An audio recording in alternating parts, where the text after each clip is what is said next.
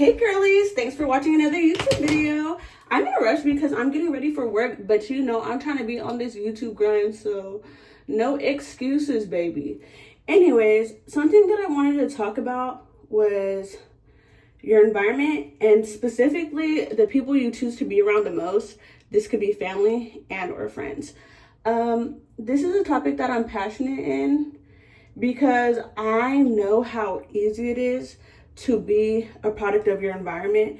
No matter if you're trying or not, you're a product of your environment, whether or not you realize it.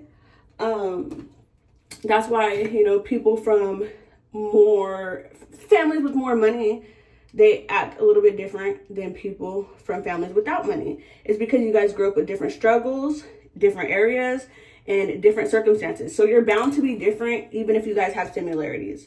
So something I wanted to talk about is friendships. It's super important to make sure that your friendships are aligned with who you want to become and who you are becoming. And I say this because it's super easy to surround yourself with people because you love them, or people because you're used to being around them, you grew up with them. But sometimes that can be your downfall, and it can be what's stopping you from getting to where you really want to be. For example, say there's 5 people who all make 6 figures. You're going to be the 6th person making 6 figures because you're around 5 people who make 6 figures. Say there's 5 people who make $1 million. You're going to probably be the 6th millionaire because you're around 5 other people who are constantly putting you on game on how to get there. But if you're around 5 people who only watch like TV, or 5 people who are always stressing about something, never see the positive in things, who are very pessimistic rather than optimistic, you're probably going to be the 6th person who is pessimistic rather than optimistic, because you get so used to hearing negative things that your brain starts to, become more negative.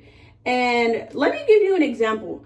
Say you are roommating in a house with 5 people. All of these 5 people know how to make the best enchiladas in the world. They make the best enchiladas. And because they all do that, they probably talk about it often. So say they're talking about enchiladas every single day, and they're talking about what they put in there, that special ingredient, how to make them, how come some people's enchiladas don't come out that great. You're probably going to be the 6th person who knows how to make enchiladas because you hear them talk about enchiladas so much that naturally your brain can't help but pick up what they're talking about. So it's the same thing with anything else. It's the same thing with the money. It's the same thing with chasing your dreams, chasing your goals. All of those are topics that should be talked about. And if you're around people who are constantly talking about those things, you're bound to be the next person getting everything that you desire and living a better life.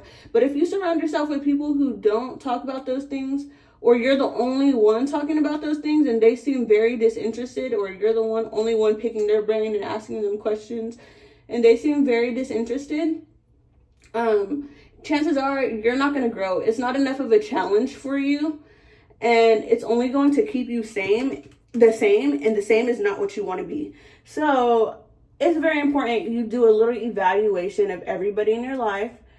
It's okay to have people in your life who are not the same as you, as long as you guys could relate to something that is important to you, and that thing is important, like what they have is enough to benefit you in the long run. You don't have to have the same exact... I messed up my eyebrow.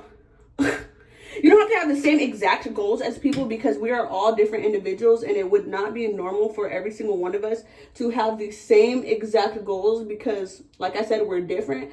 But at the basis of the kind of people that they want to be, which is a better person, they want to become their better selves every day, you should want to surround yourself by people like that, because if you're not, there's a lot of room for envy, there's a lot of room for judgment, there's a lot of room for doubt, and you don't want any of that.